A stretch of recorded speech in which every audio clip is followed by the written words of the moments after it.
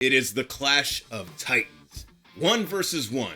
2 enter, 1 leaves. Except for today, it's not 2 people, it's 2 items. And, well, it's a grudge match, y'all. Let's get into it.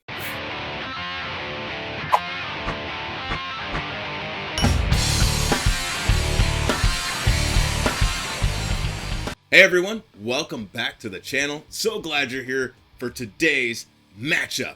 We have the grudge match of ages, but before I talk about that, I want to describe the why. The why behind this was I shot a video and put it out yesterday talking about the Tube Screamer TS9 and how it is part of my tonal palette forever. And I described why and how I just find it such a useful piece of gear. And I also said this week I would release a video comparing it to a counterpart, a Behringer variant of this Tube Screamer circuit, and it got me inspired. I started thinking, well, if we're gonna do that, we can do something right now, because I think I have a contender to that, and it's this Boss SD-1. So why not start a new series called the Grudge Match, Tube Screamer versus everything. And so we're in the first video of our Grudge Match, Tube Screamer versus the Boss SD-1. And so we are going to have it today. These 2 titans are going to go up against each other, and we're going to decide who wins, or maybe, in this case, it might be a draw. But all jokes aside, the whole purpose of all of this is really just to say, hey, look, how unique is the Tube Screamer? Maybe I've got it wrong. Maybe I've got it right. Maybe there's a reason to have a Boss SD. Maybe there's some merit to having a whole plethora of overdrive pedals. But maybe there's not inherently too big of a difference in different places and spaces, high gain, low gain. And so today, we're going to get into that. So for our test today, on the bench is our new test rig. And as you see right here, we have the Super Drive and we have the Tube Screamer, and then there's an AB switch. Now, I will be completely honest. I spent a lot of time building this rig. It was quite a challenge to get all this stuff to work together to go through one amplifier, but we have it. And so we have the Ibanez Tube Screamer on channel B, and we have the SD-1 on channel A. And the way this is going to work today is quite simple. I thought it might make sense to consider one factor. While this is not scientific, the big factor is the potentiometers inside these 2 pedals. They can vary by 20% depending on the spec that was used. And when I mean potentiometer, for those of you that are like, what are you talking about? It is the knobs. When you turn up the volume, those things have a rating, and it can vary a little bit between each one, which can give you some different outcomes. So for example, if you take 2 pedals and you put them at noon, they might not actually be reading like what we are hearing in our mind as noon, or thinking in our mind noon is. It's this middle position, and they're going to sound the same. They will sound different. And so I thought to myself, what's the best way to test this that's fair? Well, if we test it in the lowest drive setting and the highest drive setting, well, we're getting the lowest spec of that volume knob, the lowest amount it can give us as far as letting the signal pass or be filtered in this sense, or boosted. And so I thought it would make sense that then we turn it all the way up and then we get the full signal. So here's the rig for today. It's a simple signal chain. I've got my triple rectifier on the clean channel, and it's got a little bit of breakup if you're using a bridge pickup, but if you were using the neck pickup, it would just be pretty clean. And so I've got that dialed in. And then from there, it's going to be the guitar to amp, amp to speaker. The speaker is a Vintage 30, and the microphone is untouched. It's just a SM57, a classic. One I need to do a video on as well. A viewer in the last video commented on the SM57 being another piece of gear, and I couldn't agree with them more. So thank you for that comment.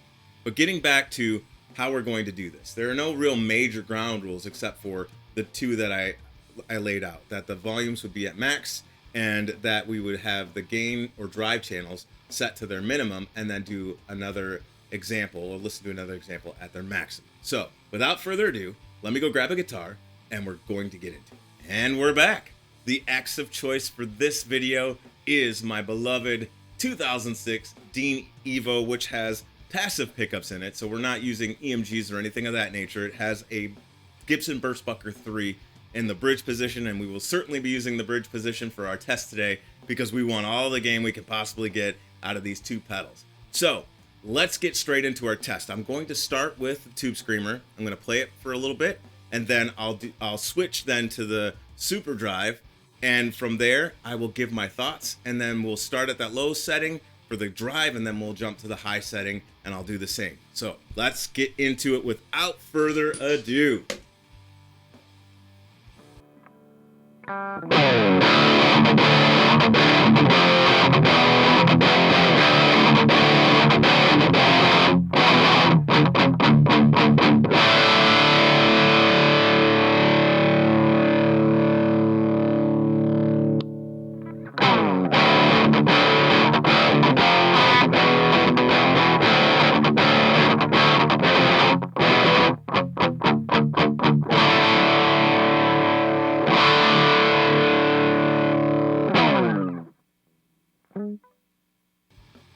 Well, there you have it. Right at first blush, that's a very interesting test. I heard right away, a huge difference between the gain to start with the Tube Screamer versus the Super Overdrive. A lot more gain on tap to start with the with the Tube Screamer, much more gain. And then you go over to the SD-1, and it was much quieter, like more edge of breakup than, heading into distortion territory versus the Ibanez. And that was actually quite shocking. I was not expecting them to have that much of a difference right out of the gate with both of them at their lowest drive settings. So pretty fascinating. As far as tone, the Tube Screamer did the Tube Screamer thing, good in the mids, and while it wasn't full on gain, it seemed to do what it normally does. I think what was interesting is to hear the Super Drive really have a unique, almost a darker tonal quality to it versus what I was hearing in the Ibanez, and I was actually shocked. I would have expected it to be a little bit brighter, but it sounded a little bit darker. Certainly the gain has something to do with that.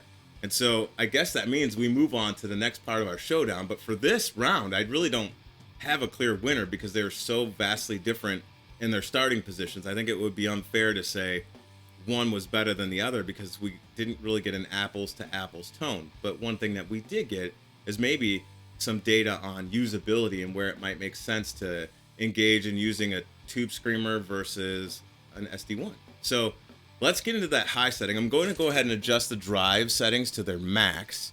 And you see that I'm doing that here on camera. We'll switch back to B. Again, we'll start with the Tube Screamer and then we'll move right back to the end of the SD-1, and I'll come back and give you my thoughts. And please feel free to leave your comments down in the comment section.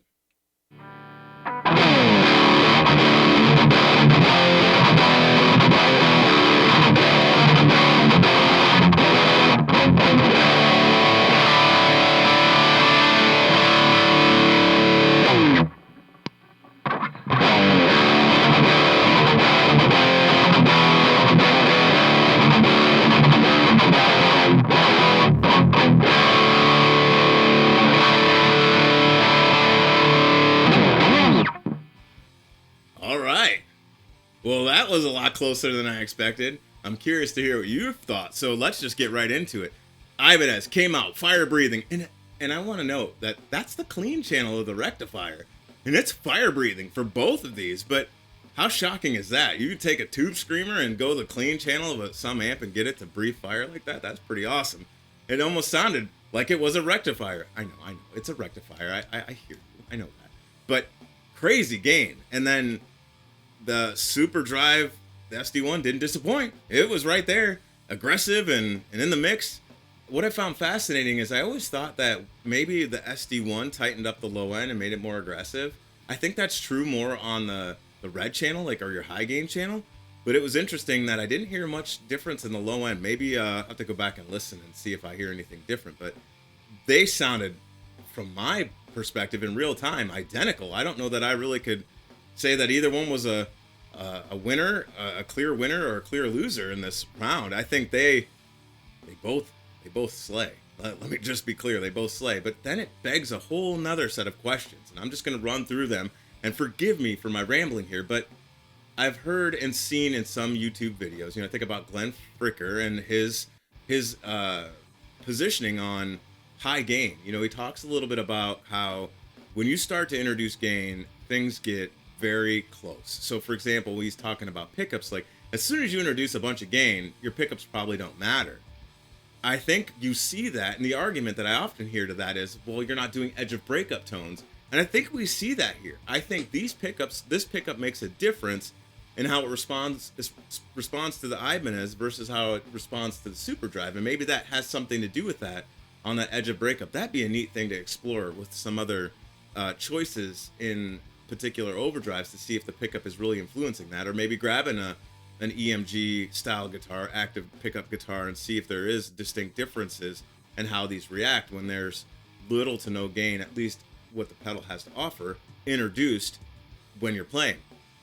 And then the other big thing I would take away is the obvious elephant in the room is that, boy, these things on a clean channel can really dirty it up. And that's shocking. It almost is shocking to the point where you go, well, what's the purpose of a high gain channel if it can do that? That's pretty cool. So what I'm gathering from all of this, and my total thoughts are, I don't have a clear winner in this particular grudge match. I'm going to call it a draw.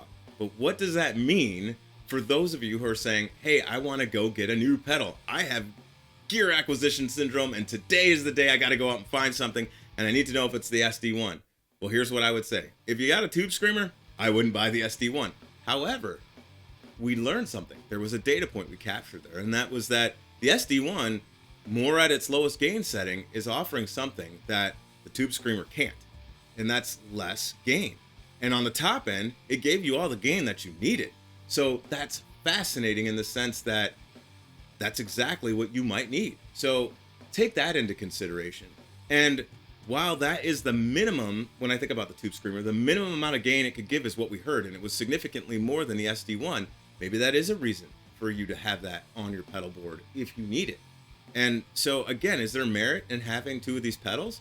Sure, there's merit, but you don't have to empty your wallet. You really don't. I mean, there's a setting on the rectifier that I could bring down that overall gain if I needed to, because there's clean gain being added to that, which is also going to have an impact. So again, it goes back to a couple factors. One, twist knobs before you part ways with your money, and make sure you test to see if you can get to where you want to be. But sometimes the situation might just call for the thing you need, and maybe it is the SD-1.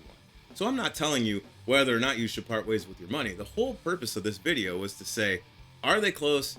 Does the TS9 come away as the winner? The answer to that is no. I would say this 100% a draw, and I learned something new about the SD-1. If I'm ever just doing some really cool edge of breakup stuff, man, throw the SD-1 in there on a clean channel and you're right there. You got some hotter humbuckers, that might be the right thing. But maybe if you have something that's not piping hot, these are the Burstbucker 3 is a hotter wound pickup, but if you don't, well then maybe the Ibanez really is your jam, and that's the right thing. So again, it goes back to knowing the tools that you have in your toolbox and leveraging them. And that includes the amplifier. It also includes your full signal chain. And so, again, experiment, be curious before you part ways with your money, because just like when we looked at the top end of the spectrum, might not be farther apart than you think. All right, that's all I have for you today. The Behringer Tube Screamer style pedal drop is coming this week. I hope you circle back and check into the Jam Shed when we drop that video. I appreciate each and every one of you who have subscribed to the channel and are coming along with me for this journey of my random thoughts and having some fun. I wish you all well. Have a fantastic day. Take care, everybody. We'll see you on the next one.